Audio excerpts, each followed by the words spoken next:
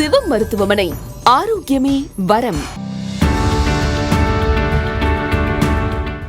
Doctor, நான் எல்லாமே ஆரோக்கியமாக எடுத்துக்கிறேன். காலையில் எழுந்த உடனே நான் ஒரு ஃப்ரூட்ஸ் சாப்பிட்றேன், வெஜிடபிள்ஸ் எடுத்துக்கிறேன், ஆனால் நட்ஸ் எடுத்துக்கிறேன், எல்லாமே ஆரோக்கியமாக கொடுக்குறேன். அப்படி இருந்தால் எனக்கு ஏன் வியாதி வருது அப்படின்னு நிறைய பேர் கேள்வி கேட்குறீங்க. ஆனால் ஏன் வியாதி வருது அப்படின்றத யோசிக்கிறதுக்கு முன்னாடி நம்ம உள்ளுக்கு சாப்பிட்றோம் இல்லையா, நான் எப்படி சாப்பிட்றேன் அப்படின்றத யாராவது யோசிக்கிறீங்களா? கரெக்டாக சாப்பிட்றேன்னா சாப்பிட்றேன், ஹெல்த்தியாக சாப்பிட்றேன், ஓகே. அதை எப்படி சாப்பிட்றேன்றத நீங்கள் ஃபஸ்ட்டு தெரிஞ்சுக்கோங்க. எத்தனை பேர் நீங்கள் ரீகால் பண்ணி பாருங்கள் எப்படிலாம் சாப்பிட்றீங்க. ஒன்று சாப்பிடும்போது நிறைய ஃபாஸ்ட் ஃபுட்டில் நின்றுக்கிட்டே சாப்பிட்றீங்க. இப்போ கல்யாண வீட்டிலலாம் வந்துடுச்சு, நிறைய பஃபே சிஸ்டம் வந்துடுச்சு, அங்கேயும் போய் நின்றுட்டு தான் சாப்பிட்றீங்க. ஸ்கூல் போகிற பிள்ளைங்க எப்படி சாப்பிட்றீங்க? காலையில் அம்மா ஊட்டி விடுவாங்க, நீங்கள் ஒரு ரூமாக போயிட்டு ஒரு திங்ஸாக எடுத்து கலெக்ட் பண்ணிகிட்டே இருப்பீங்க. அது போல் சாப்பிட்றீங்க. வயசானவங்க என்ன பண்ணுறீங்க? சீரியல் பார்த்துட்டு அவங்க என்ன கோவப்பட்டு என்ன பேசுகிறாங்களோ அவசரமாக சாப்பிட்றீங்க. அது மாதிரி ஒவ்வொருத்தரும் பார்த்திங்கன்னா சாப்பிட்ற முறைகள் நிறைய மாறுது. ஆனால் கரெக்டாக சாப்பிட்றீங்களா அப்படின்றது இல்லவே இல்லை. ஸோ அப்போ நீங்கள் எப்படிலாம் சாப்பிடணுன்ற மெத்தடை ஃபஸ்ட்டு தெரிஞ்சுக்கோங்க.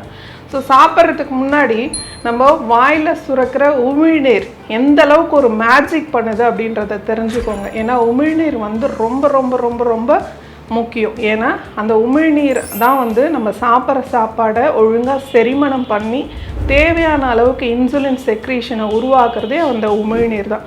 எப்பயுமே பார்த்தீங்கன்னா அந்த காலத்தில் நீங்கள் என்ன சாப்பாடு சாப்பிட்டாலும் ஒரு இலையில் பார்த்தீங்கன்னா ஊறுகாய் இல்லாமல் ஒரு அன்னைக்கு அந்த ஒரு ஃபுட்டே ஃபினிஷ் ஆகாது. எந்த ஒரு உணவுனாலும் எந்த ஒரு விசேஷம்னாலும் வீட்டில் சாப்பிட்றவங்க கூட கொஞ்சமாவது அந்த ஊறுகாய் தொட்டுட்டு சாப்பிடுவாங்க. அப்போ அந்த ஊறுகாய் எந்த அளவுக்கு அந்த உமிழ்நீர் சுரக்கிறத உருவாக்குது அப்படின்றத தெரிஞ்சுக்கோங்க.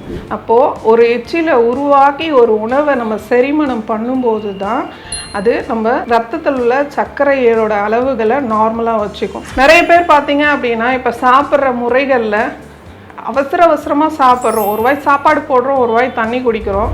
ஆனால் அது முக்கியமாக ஒரு சில விஷயங்களை செஞ்சதுக்கு அப்புறம் தான் உள்ளுக்கு விழுங்கணும் அப்படின்றத யாருமே பண்ணுறதே இல்லை.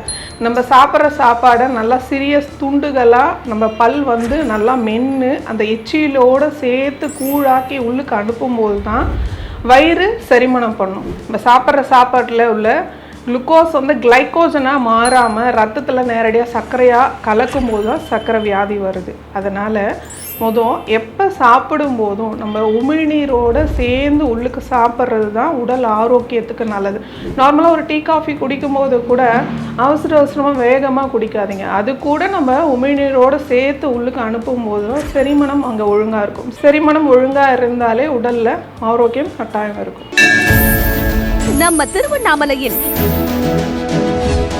குழந்தைகள் முதல் பெரியவர்கள் வரை அனைவருக்குமான மாபெரும் இலவச மருத்துவ முகாம். டாக்டர் கனிமொழி அவர்களின் சிவம் மருத்துவமனை. நோய் குறித்த பயமா? இனி வேண்டாம்.